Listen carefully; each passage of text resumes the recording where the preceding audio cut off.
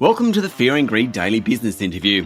Today, ACS is unveiling its Digital Pulse report prepared by Deloitte Access Economics on the state of the technology industry. ACS is the peak body representing over 47,000 tech professionals in Australia. The report says that AI, artificial intelligence, is going to supercharge the skills crisis in Australia. A staggering 95% of the Australian workforce needs reskilling, as technologies, particularly artificial intelligence, are poised to profoundly reshape their roles. Siobhan Casey, Head of Growth at ACS, is with us this morning. Siobhan, thanks for coming on to the show. Thanks, Sean. Thanks. Good to be here. The report's pretty sobering. Now, before we delve into AI specifically, what does the report say generally about the tech sector and the skills crisis?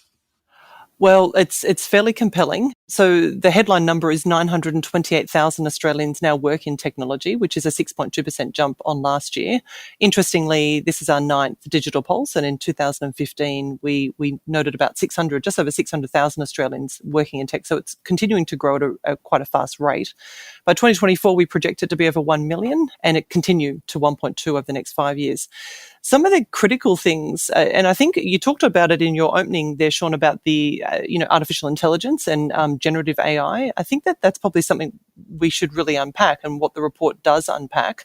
And if you just think about the absolute scale of the adoption of tech, and one of the ways that we do that in the industry is to talk about the benchmark of how long it takes a new technology to reach 100 million users. Mm-hmm. So some household names: Netflix, 10 years, Facebook, 4.5 years, TikTok, 9 months. ChatGPT took 60 days. So that rapid pace, coupled with already a tech skills shortage, is proving to be quite a challenge for Australia and globally. Okay, so a simple question, Siobhan. How do we fix it? What do we do? Oh, well, we wave a magic wand. No. Yeah.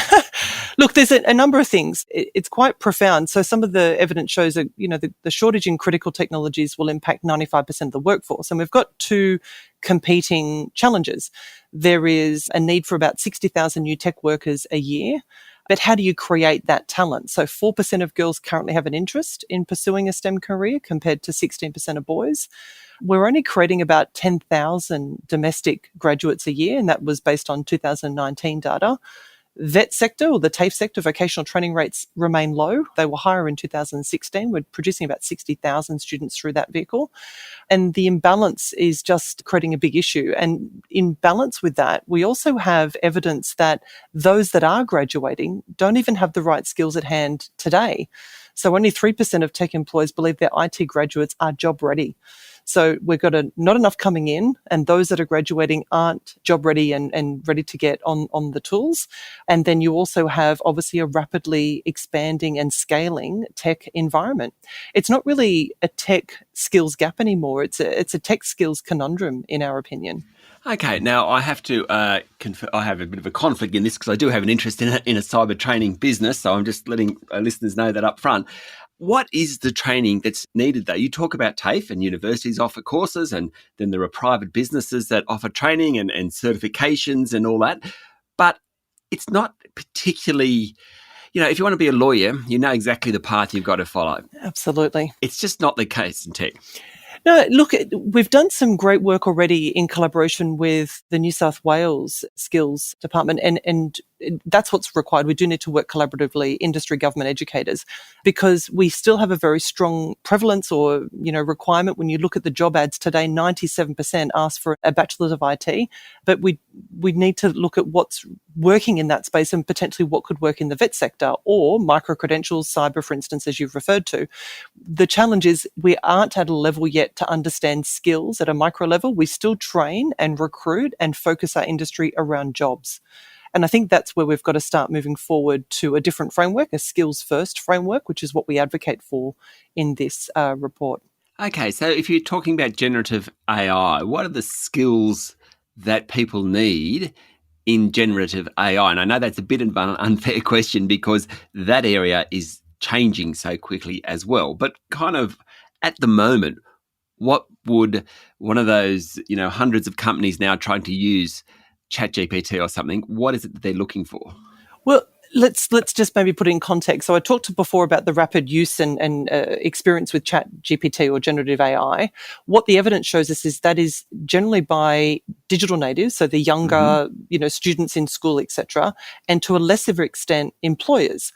And what we're seeing is students are using it for study and school. And then what they're going to be doing in the coming years is entering the workforce and driving an expectation of employers to be using it well and having a strong deployment of this tool. And I think November the 3rd, was it? We saw a paper article about the use of generative AI for a parliamentary inquiry against the large four consulting firms. So we're still not getting it right in organizations. So some of the roles that will come down the pipeline are things such as an AI ethicist, AI personality designers, virtual world safety officers. So if you had any time, Sean, in a virtual world, you need OHS provisions there as well. Quantum data analysts, there's a whole range of roles that we foresee, and that's only using the data and insights we have today.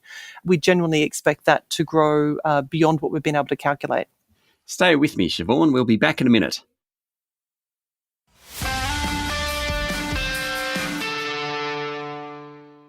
My guest today is Siobhan Casey, Head of Growth at ACS. Okay, I just want to go back to the training issue. Is the training industry able to keep up to develop the skills needed?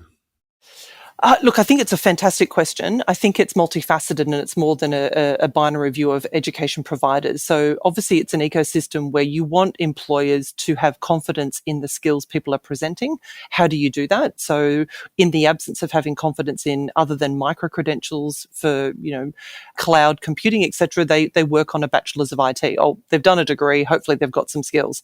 If you were to mask or you sort of badge other credentials, Cert 4s or other micro courses, they need to have market accreditation and badging, I think, to give the employer confidence that this applicant or this resource has the right skills to do the things required in their business. So it's multifaceted. We do need to do more work on this. Okay. I also want to come back to something else that you mentioned about females shifting into the area. No, was it 6% or something you said?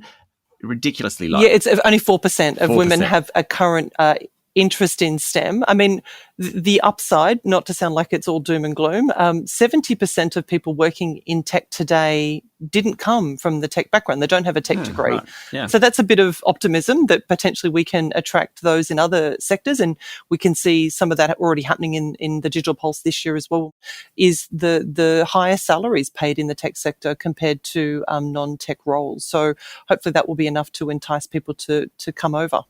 Do we need to do more at an educational level on this, though? Because, salary is to a point, but lots of individuals need a lot more than money. Absolutely. And we do need to support the teachers on the front line in schools to be able to feel confident in teaching these courses. We had laptops in schools in New South Wales brought in 2009, but we still don't have a core subject on tech. The expectation with the current curriculum is that there's tech imbued across every subject, which is great. But I think there is probably a place for a core subject in tech. We also, in our Digital Pulse, advocate for a mentoring program throughout the schooling environment, which is supported by private industry. We need to do a number of things. And I think this all hands on deck, which is what we're advocating in this report, is that requirement for us to really come together and think about what is currently working, look to scale that nationally, and then where are the gaps and using data to identify what would solve that, rapidly focus and deploy money and scale. I know that ACS is talking about a national digital skills strategy. Is there not a national digital skills strategy? Not currently. So there's a lot of great work already from the new government's focus on industry and jobs, and been very, as I mentioned, very pleased with the New South Wales Skills Board collaborative approach, which will soon be launched with 30 partners in the New South Wales government, New South Wales being the biggest state, of course. There's a number of really good, I suppose, flags that we're working in the right direction, but there's still a lot of work to be done. Okay. Siobhan, where would you hope that we can get to over the next 10 years or so? Look, it's a great question. And as I've just said, there's a significant amount of work to be done. But when I look at Australia, the Digital Pulse identifies also our global competitiveness, particularly around critical emerging technologies. And we are falling short of, our global partners. So the measure of GDP shows that Australia invested only 6.7%, whereas Japan 8.2%, the US 7.8%. And if you're a sort of middling kind of country when it comes to this level of investment, that is direct economic loss and social opportunity, which we're forgoing. So very keen for us to lift the investment, deploy those funds in the appropriate manner collaboratively across Australia so we can collectively resolve this and I suppose realise our economic opportunities throughout this next decade. Siobhan, thanks for talking to Fear and Greed. Thank you very much, Sean. That was Siobhan Casey, Head of Growth at ACS. This is the Fear and Greed Daily Interview. Don't forget, join us every morning for the full episode of Fear and Greed, Australia's best business podcast. I'm Sean Aylmer. Enjoy your day.